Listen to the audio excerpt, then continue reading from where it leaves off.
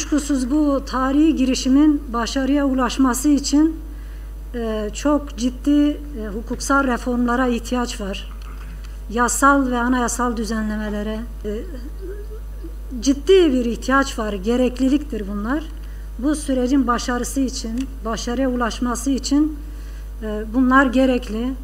Biz şimdi hepinizin şahitliğinde silahlarımızı imha ediyoruz.